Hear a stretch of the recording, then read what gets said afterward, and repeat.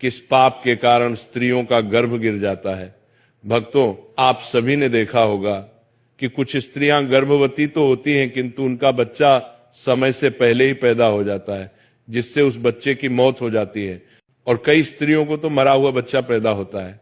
भक्तों, आज के इस प्रवचन में हम आपको इसी के बारे में बताएंगे कि किस पाप के कारण स्त्रियों का गर्भ गिर जाता है और वह कौन से कार्य हैं जो एक गर्भवती स्त्री को कभी नहीं करने चाहिए, नहीं तो उसका गर्भ गिर जाता है। और भगवान विष्णु ने इसके बारे में क्या बताया है जानेंगे एक महत्वपूर्ण कथा के माध्यम से। भक्तों, एक समय की बात है जब माता लक्ष्मी भगवान विष्णु से मिलने जाती है तो माता लक्ष्मी को देखकर भगवान विष्णु ने कहा, हे देवी, क्या बात है, आज आप अचानक मुझसे मिलने क्यों आई हैं?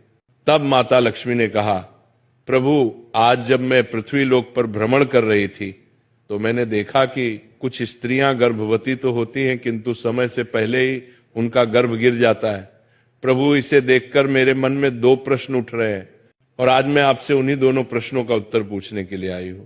तो भगवान विष्णु ने कहा, हे देवी, तुम्हारे मन में जो भी प्रश्न है मुझे निश्चिंत होकर बताओ, मैं तुम्हारे दोनों प्रश्नों के उत्तर अवश्य ही दूंगा। तो माता लक्ष्मी ने कहा, प्रभु, मेरा पहला प्रश्न यह है कि किस पाप के कारण स्त्रियों का गर्भ गिर जाता है और उस स्त्री के बच्चे की मृत्यु हो जाती है। और मेरा दूसरा प्रश्न यह है कि कौन सी स्त्री के भाग्य में पुत्र की प्राप्ति नहीं होती है और वो पूरा जीवन निसंतान रहती है। तो भगवान विष्णु मुस्कुराते हुए बोले, हे देवी, आज आपने इन प्रश्नों का उत्तर पूछकर संपूर्ण मानव जाति का कल्याण कर दिया है, किंतु इस प्रश्नों का उत्तर मैं आपको एक कथा के माध्यम से दूंगा और इस कथा को सभी स्त्रियों तथा सभी पुरुषों को अवश्य ही सुनना चाहिए, क्योंकि इस कथा को सुनकर आपको पता चल जाएगा कि किस श्राप के कारण स्त्रियों का गर्भ गिर जाता है तथा वो कौन सी स्त्री है जिसके भाग्य में पुत्र की प्राप्ति नहीं होती है और पुत्र की प्राप्ति के लिए उसे क्या करना चाहिए। तो माता लक्ष्मी ने भगवान विष्णु से कहा, आप कथा सुनाइए प्रभु, मैं कथा को पूरा मन लगाकर अंत तक सुनूंगी। तो कथा को सुनाते हुए भगवान विष्णु ने कहा, एक समय की बात है जब एक नगर में एक बहुत अधिक धनवान सेठ रहता था। वह इतना अधिक धनवान था कि उसके घर में किसी चीज की कोई कमी नहीं थी। उस सेठ की एक पुत्री थी जिसका नाम रूपवती था। रूपवती विवाह करने के योग्य हो गई थी।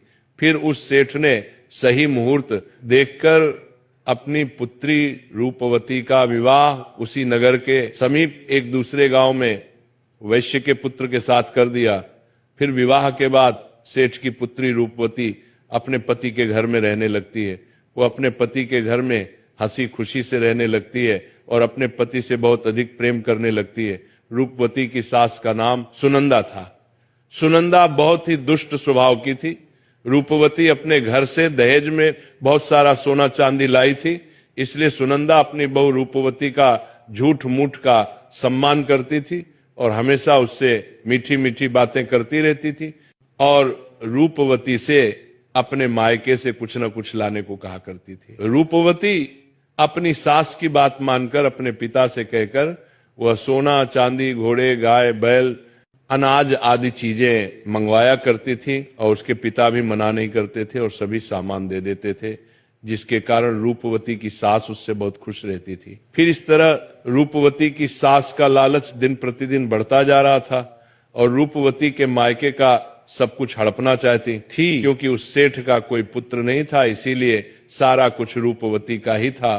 फिर इस तरह काफी दिन तक चलता रहा और उसकी सास उसे अपनी बातों में बहला फुसलाकर उसके मायके से साड़ी सामान मंगा लिया करती थी। लेकिन भोली भाली रूपवती इस बात से अनजान थी कि उसकी सास उसके पिता का सारा कुछ हड़पना चाहती है और रूपवती का पति संजय भी अपने मां की ही बात मानता था। इसीलिए उसके घर में रूपवती की सास जो कहती थी वही होता था। उसके घर में सारा काम उसकी मां के कहने से ही होता था और रूपवती का पति संजय दोनों ही सुनंदा का कहना मानते थे। इसीलिए उनके घर में कभी भी क्लेश नहीं होता था और सब खुशी पूर्वक रहते थे। इस तरह कुछ साल बीतने के बाद रूपवती गर्भवती हो गई। जब उसकी सास को इस बात का पता चला तो वो बहुत खुश हो गई। उसने तुरंत ही रूपवती के माता पिता को इस बात की सूचना दी और साथ में बड़ी बड़ी वस्तुओं की मांग की। जब रूपवती के पिता ने इस बात को सुना तो वो भी बहुत अधिक प्रसन्न हुए और फिर अगले ही दिन वह मिठाई तथा सोने, कंगन और सोने की माला लेकर रूपवती के ससुराल पहुंच गए। रूपवती अपने पिता को देखकर बहुत खुश हुई। फिर कुछ समय रूपवती के ससुराल में रुककर उसके पिता अपने घर लौट आए। फिर काफी दिनों तक रूपवती का गर्भ बढ़ता गया और रूपवती की सास उसका बहुत अच्छी तरह से ख्याल रखने लगी तथा उसे समय समय पर फल फूल खिलाती रहती थी और घर का सारा काम खुद करती थी। रूपवती को कोई भी काम नहीं करने देती थी, इसलिए रूपवती पूरा दिन घर पर आराम करती थी।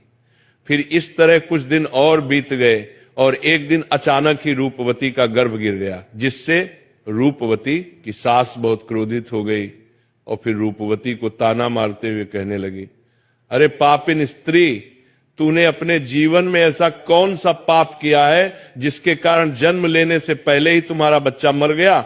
पता नहीं क्यों मेरे पुत्र ने तुझ जैसे पापी स्त्री से विवाह कर लिया था। मेरे बेटे का तो जीवन ही नष्ट हो गया। अपनी सास की बात सुनकर रूपवती बहुत दुखी होकर कहने लगी, सासू मां, इसमें मेरा क्या दोष है? मैंने अपने जीवन में कोई पाप नहीं किया है, फिर भी पता नहीं क्यों मेरे साथ ऐसा हो रहा है। तब उसकी सास कहने लगी, अरे दुष्ट स्त्री, तूने जरूर अपने जीवन में घोर पाप किया है, इसी कारण तेरा गर्भ गिर गया है। फिर कथा को आगे बताते हुए भगवान विष्णु माता लक्ष्मी से कहते हैं, हे देवी, अब कथा को बहुत ध्यान से सुनना, क्योंकि यहीं से आपको पता चलेगा कि किस पाप के कारण स्त्री का गर्भ गिर जाता है। तो माता लक्ष्मी ने कहा, ठीक है। फिर उसी के बाद से रूपवती की सास उसे हमेशा ताने मारने लगी और घर का सारा काम भी उसी से कराती थी और खुद कोई भी काम नहीं करती थी। रूपवती की सास उससे इतना कम कराती थी कि रूपवती को अब सही से खाना खाने का भी समय नहीं मिलता था और जब सब लोग भोजन कर लेते थे उसके बाद ही वो भोजन करती थी। वो अपनी सास के सामने आने से भी डरने लगी। फिर इस तरह कुछ महीने और बीत जाने के बाद रूपवती दोबारा से गर्भवती हो गई, जिससे उसका पति बहुत प्रसन्न हुआ। लेकिन उसकी सास अभी तक उससे गुस्सा थी और जब रूपवती ने अपनी सास को यह बात बताई तो वह रूपवती से कहने लगी, एक बच्चे को तो खा गई हो, पता नहीं अब इस बच्चे को जीवित रखोगी या इसे भी उसी की तरह खा जाओगी। मुझे तुझ पर जरा सा भी भरोसा नहीं है, क्योंकि मुझे तो लगता है कि तूने अपनी जीवन में जरूर कोई पाप किया है, इसीलिए तेरा पहले वाला गर्भ गिर गया था। अपनी सास की ये बात सुनकर रूपवती कुछ नहीं बोली और चुपचाप खड़ी रही। फिर धीरे धीरे रूपवती का गर्भ बढ़ता गया और गर्भवती होते हुए भी वह घर का सारा काम करती थी, लेकिन फिर भी उसकी सास को उस पर जरा सी भी दया नहीं आती थी। फिर इस तरह करते करते अब रूपवती के गर्भ को 9 महीने पूरे हो गए। अब बच्चे के जन्म होने का समय बिल्कुल नजदीक आ गया था। फिर रूपवती ने एक बालक को जन्म दिया, किंतु वो बच्चा कुछ बोल नहीं रहा था और ना ही रो रहा था। फिर रूपवती ने देखा तो उसका बच्चा मरा हुआ था। अपने मरे हुए बच्चे को देखकर वो बहुत जोर जोर से रोने लगी। फिर जब रूपवती की सास को इस बात का पता चला तो वो बहुत गुस्सा हुई और रूपवती से कहने लगी, तू एक पापिन स्त्री है, तभी तेरा ये दूसरा बच्चा भी मर गया है। मुझे तो पहले से ही शक था कि तूने अपने जीवन में जरूर कोई घोर पाप किया है, इसीलिए तेरे साथ ऐसा होता है और इसीलिए तेरा ये पुत्र भी मर गया है। अगर तू मेरे घर में ज्यादा दिनों तक रहेगी तो तू मेरे भी घर का नाश कर देगी, इसीलिए अब तुझे इस घर में रहने की कोई जरूरत नहीं है। रूपवती कहने लगी, सासू मां, अब मैं कहां जाऊं? मेरे लिए तो मेरे पति ही सब कुछ है, मैं उन्हें छोड़कर कहीं नहीं जा सकती हूँ। मैं अपने पति से बहुत प्रेम करती हूँ, इसीलिए आप मुझे इस घर से मत निकालिए। मैं घर का सारा काम करूंगी और इसी घर के किसी कोने में पड़ी रहूंगी। आप जो भी काम कहेंगी मैं वो सब कुछ करूंगी, बस आप मुझे घर से मत निकालिए, क्योंकि मैं अपने पति के बिना एक पल भी नहीं रह सकती हूँ। तो उसकी सास बोली, अरे पापिन स्त्री, अगर तू अपने पति के बिना नहीं रह सकती तो कहीं पर जाकर मर जा, लेकिन अब तुझे मैं इस घर में एक क्षण भी नहीं रहने दूंगी। इतना कहकर रूपवती की सास रूपवती को धक्के मारकर घर से बाहर कर देती है। फिर रूपवती घर के बाहर बैठी रहती है, लेकिन उसकी सास ने घर का दरवाजा नहीं खोला। फिर वो घर के बाहर बैठकर अपने मन में सोचने लगी, अब मुझे यहां से अपने मायके ही जाना पड़ेगा। फिर इतना सोचकर वो अपने मायके चल देती है। तभी रास्ते में एक जंगल पड़ता है, तो वो जंगल में रास्ते से अपने मायके जा ही रही थी। तभी बारिश होने लगती है, तो वो एक पेड़ के नीचे बैठ जाती है। तभी वहां से एक साधु महाराज जा रहे थे, तो उन्होंने रूपवती को पेड़ के नीचे बैठा देखकर उससे पूछा, हे पुत्री, तुम कौन हो और यहाँ इस जंगल में अकेली क्या कर रही हो? रूपवती ने साधु महाराज से कहा, हे साधु महाराज, मैं एक बहुत धनवान सेठ की पुत्री हूं और मेरा विवाह एक वैश्य से हुआ है और मुझे अभी तक पुत्र की प्राप्ति नहीं हुई है। मैं एक बार गर्भवती हुई थी तो मेरा गर्भ गिर गया था, और जब मैं दोबारा गर्भवती हुई तो मेरा बच्चा पैदा होते ही मर गया था। इसीलिए मेरी सास ने मुझे घर से निकाल दिया है। इसीलिए मैं अब इस जंगल में इधर उधर भटक रही हूं। हे मुनिवर, कृपया करके आप ही कुछ उपाय बताइए जिससे मुझे पुत्र की प्राप्ति हो जाए। तो साधु महाराज ने कहा, तुम चिंता मत करो, मैं पुत्र प्राप्ति का उपाय बताता हूं, जिसे यदि तुमने पूरी निष्ठा से किया तो तुम्हें पुत्र की प्राप्ति अवश्य ही होगी। इसके लिए मैं तुम्हें कुछ नियम बताता हूं, इसे ध्यान से सुनो। किसी भी स्त्री को मासिक धर्म के दौरान पति के साथ संबंध नहीं बनाना चाहिए और पति को स्पर्श भी नहीं करना चाहिए। इससे संतान गर्भ में ही गिर जाती है। गर्भ धारण की हुई स्त्री को भगवान की पूजा अर्चना करते रहना चाहिए तथा उसके मुख पर सदैव ही प्रसन्नता होनी चाहिए।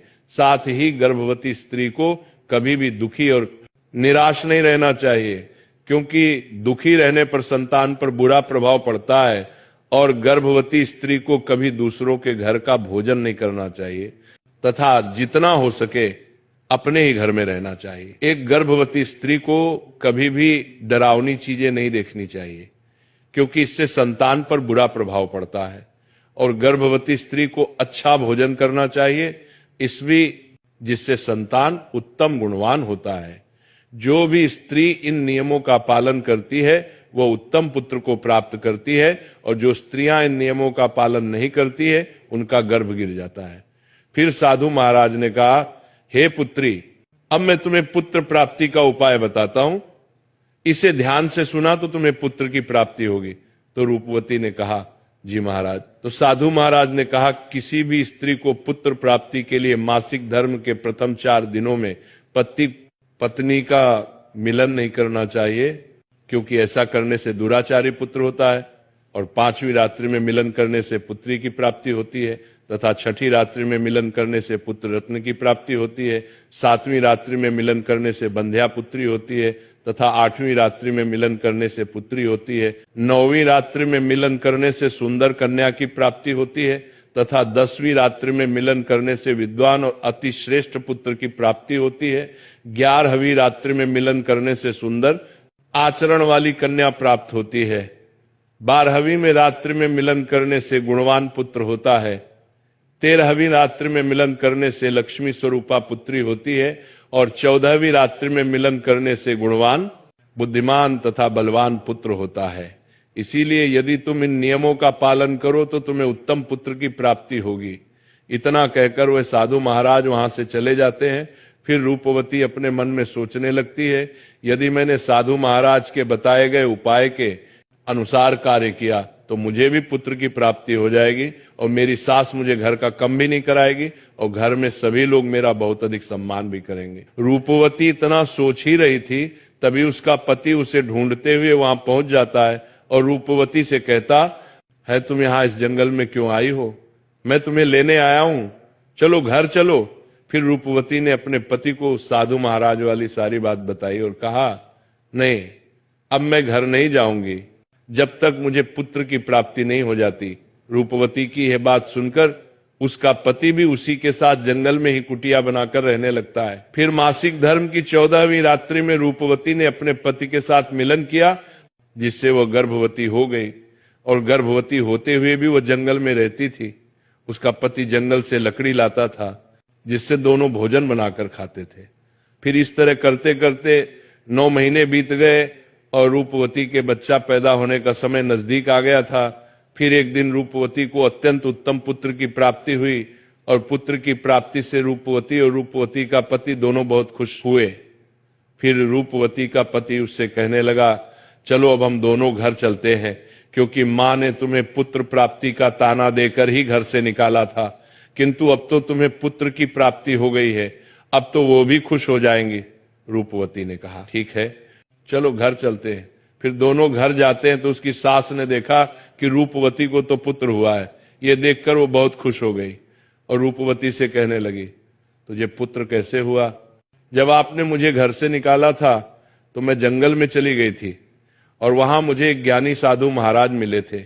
उन्होंने मुझे पुत्र प्राप्ति का उपाय बताया था और उसी उपाय से मुझे पुत्र की प्राप्ति हुई है। तो उसकी सास उससे कहने लगी, इसका मतलब वो साधु महाराज बहुत अधिक ज्ञानी हैं, तब तो उन्हें यह भी पता होगा कि हम लोग धनवान कैसे बन सकते हैं। इसीलिए अब मैं जंगल जाऊंगी और उनसे धनवान बनने का उपाय पूछ कर आऊंगी। तो रूपवती ने कहा, नहीं मां जी, आप वहां मत जाइए, क्या पता वो साधु महाराज अब वहां पर मिले या ना मिले। तो उसकी सास ने कहा, नहीं, मैं तो जाऊंगी और उनसे धनवान बनने का उपाय पूछ कर आऊंगी। इतना कहकर उसकी सास उसी जंगल में पहुंच जाती है। तभी उसे एक शेर दिखाई देता है, तो शेर को देखकर डर जाती है। तभी शेर उसे खाने के लिए आगे बढ़ता है। जैसे ही शेर उसे खाने के लिए आगे बढ़ा तो रूपवती की सास ने उससे कहा, हे सिंहराज, तुम मुझे क्यों खाना चाहते हो? तुम्हें मुझे खाकर क्या मिलेगा? तो शेर बोला, हे पापिन स्त्री, तू बहुत दुष्ट स्वभाव की है, इसलिए मैं तुझे खा जाऊंगा। इतना कहकर शेर उसे खा जाता है।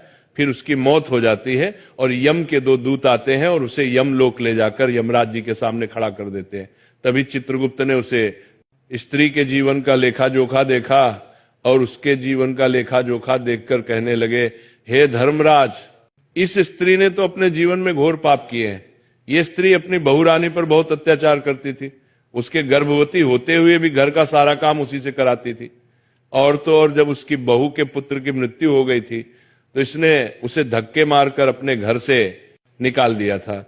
चित्रगुप्त की ये बातें सुनकर यमराज को उस स्त्री पर बहुत क्रोध आया और उन्होंने दूतों से कहा, इसे नरक लोक में डाल दो। मित्रों, फिर कथा को आगे बढ़ाते हुए भगवान विष्णु माता लक्ष्मी से कहते हैं, हे देवी, इस प्रकार उसकी सास को उसके किए की सजा मिल गई और रूपवती ने गर्भधारण के नियमों का पालन किया, जिससे उसे उत्तम संतान की प्राप्ति हुई। इसी तरह कोई भी स्त्री यदि उस साधु द्वारा बताई गई बातों के अनुसार कार्य करेगी तो उसे भी पुत्र की प्राप्ति